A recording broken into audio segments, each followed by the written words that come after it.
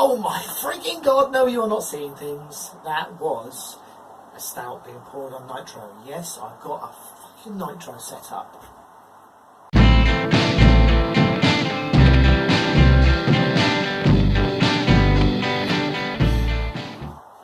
So yes, the time has finally come.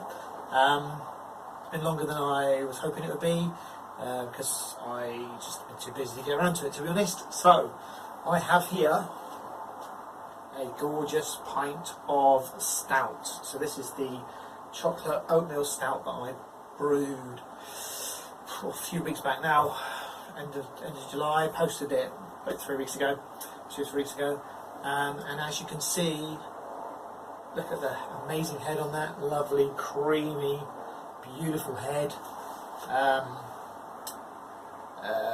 on nitro. So I finally got nitro set up.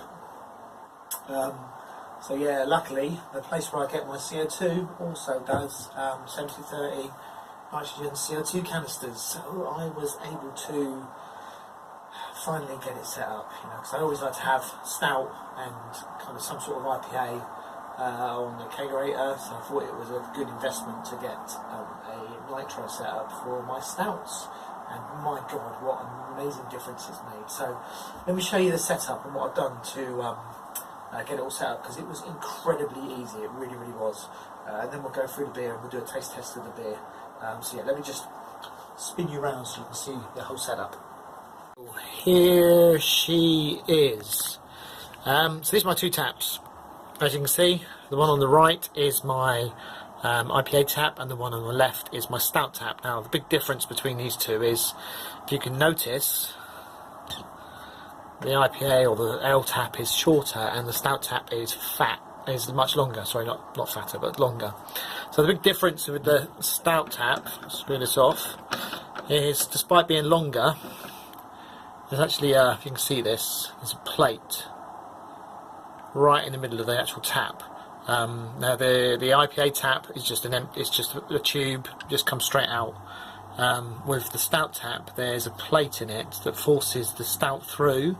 There's also, apparently, I've not taken this one apart yet, but I will do in order to clean it. There's like a flow thing, a plastic flow thing inside it that forces all of the 5 different holes into one flow. So I have tried that before on just with CO2. You do get a smoother head, but not as nice as you would get with nitrogen. So the massive big difference that I've had to make is I now have 2 gas canisters. So this is my CO2 canister. I've got 2 flows for this, one for each tap. Obviously one of them's not in use at the moment because I'm using nitrogen, but it's, you know, good for the summer when I want to have lots of IPA on tap. And the other one, this one here, is my CO2, my nitrogen tank. So one thing, you know, the setup, the one thing I've used with this is the I've used an old CO2 regulator that I previously had, and the only thing I had to do in order to get it to work with a nitrogen tank was I had to buy a little adapter. So with a CO2 canister, CO2 tank, the output is a male adapter. With a nitrogen one, the output was female, so I had to get an adapter to change like a male adapter that would go into the nitrogen and then go into the CO2 regulator. Apart from that, it's all fine. The only thing I've had to change is that with ale, I would normally have my ale on about sort of 10 psi. With the nitrogen, I've had to have it on about 35, 45 while I was actually carbonating it, and then once I've got it up to carbonation, I've changed it to 35 for pouring. So apart from that, I mean, that cost me, I don't know, 16 quid I think it was for the adapter. The regulator I already had, and then there was the nozzle for the tap, 12 quid, so probably 28 quid plus the cost of the nitrogen tank, which is going to last me forever because now I've got 2 tanks. I'm not going to need to go through as many. So yeah, so that's the modifications I needed to make in order to get a nitrogen tap for my stout. Oh yeah. So anyway, let's do a taste test and see what this tastes like.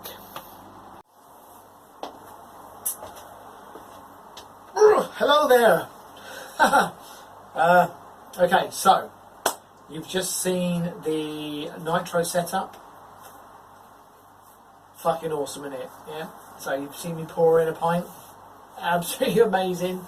Watching those lovely turbulent little nitrogen bubbles just settle in the glass. You just start to settle up and form that beautiful head. It's just so pleasing to watch. So yeah, look, really, really easy to do the nitrogen setup. Like if you can manage to get a nitro gas canister from somewhere, you know, change the adapter on the regulator, get a nitro tap in. Cost me what, 30 quid in all for those two bits. Nitro tank 20 quid plus a deposit. But hey, you know, it's not that much really of outgoings in order to get fucking amazing stout setup at home. So you end up with beers that look like this. I mean, come on. It's amazing. I'm really fucking chuffed. Look at that creamy look. Lovely creamy head. It's just beautiful. Anyway, so this is first of all, this is my third take of this particular taste test. The first two videos, for some weird reason, just did not record on my phone. It's probably worthwhile I start to think about investing in a proper camera rather than using my phone. For some reason I recorded these. First one, my son came out and started asking me questions because he wanted help on a game that he was playing. Second one, it just didn't record it. So here we are, the third one. So this is my third pint. Anyway, I'm not complaining, you know. So I haven't tried this before. I'm bloody lying when I say that. Yeah, I have tried a few of these and I've had a few today already. So, first thing I want to say is on appearances. It's beautiful, lovely, like creamy head, dark stout. And when I was first transferring this beer from the Bible into Beersmith, the colour profile that I was getting up in Beersmith was quite brown. I wanted a really dark, like a black stout. You know, stouts are black, you know. So I added some black patent malt in order to get that black colour profile that I wanted. And when on the brew day I added the chocolate to the stout, it went this chocolate brown colour, you know, like I said in the River from Charlie and the Chocolate Factory. Excuse me. Yeah, I was a little bit disappointed. I was like, okay, you know, I kind of at that point I was like, right, you know, Beersmith's not going to take into account the chocolate that I'm adding, so hey ho, I'm going to get a brown stout. But after getting it carbonated in the keg and pouring it and having a look at it and seeing it like this, I can say I'm really, really chuffed at the way it looks. It is black as night. Very, very slight brown tinge to it, very slight. Beautiful, like cream coloured head that is just like the tightest. Look at those. Hopefully you can focus on that and see it. But the tightest bubbles. I mean, it's just amazing. It's such creamy like texture it's just amazing. So anyway, I'm going to dive in for the third time today. I ain't complaining.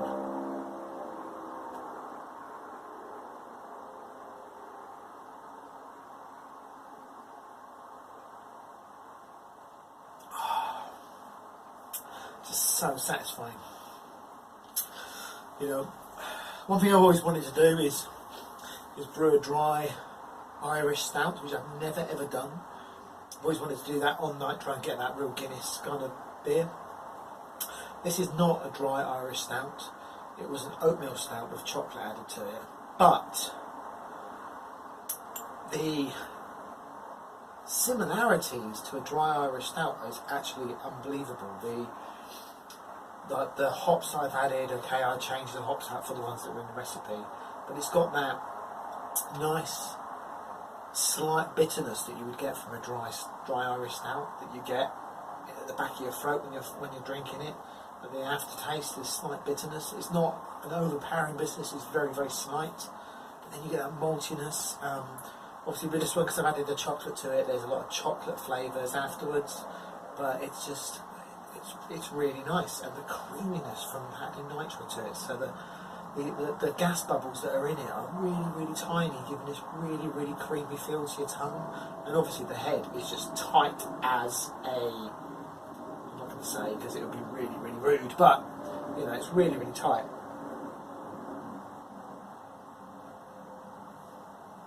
It is, you know, this is one of the beers I'm most pleased with. You know, no matter how much effort I've put into doing, you know, nice New England IPAs or whatever, this is a really simple stout. You know, the recipe wasn't that complicated. The only real change compared to the what was in the Bible was the chocolate that I added to it, really, in the black patent mod. Apart from that, you know, very, very simple recipe, but look at the results. I mean, you know, visually it looks amazing. There's not much of an aroma, to be honest. It's slight toasty coffeeness to the aroma. Nothing major, but the taste is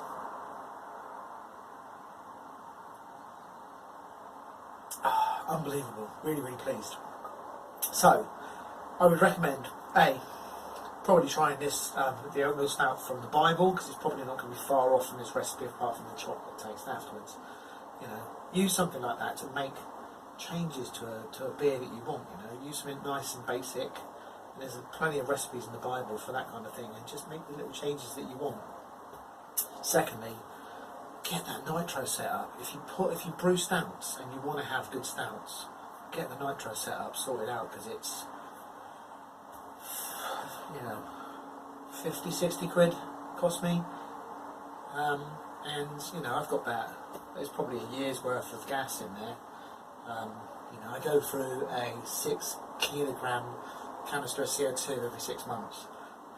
So now I'm halving that because I'm doing 6 kilos of nitro, 6 kilos of gas. So I'm probably going to go through, you know, one of these each year now, which is great. Which is, you know, it's not no difference in cost in the long run, but you know, that's a nitro tank lasting me a year.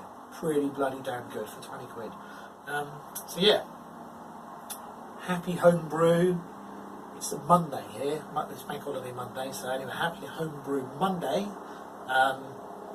Yeah, highly recommend trying to brew this and also get the nitro set up. I'm going to sit down and relax and enjoy the rest of this beer, considering it's my third one now with all the outtakes. Anyway guys, hope you enjoyed this video, and I will speak to you next time on my next brew day, which will be next weekend. I don't know when the video will get put up. It was going to be the Crystal Weissen that I was going to do from Timmy Jenkins' recipe. I've decided I need to get another New England IPA in, so I'm going to do a New England IPA instead. I am actually going to record this because I think I've got a New England IPA recipe down to that's just perfect. It just works every time. So I'm going to brew the video for that, and then hopefully the week after that I'll do the Crystal Weissen. I am going to do it. Anyway, see you next time guys. Take care.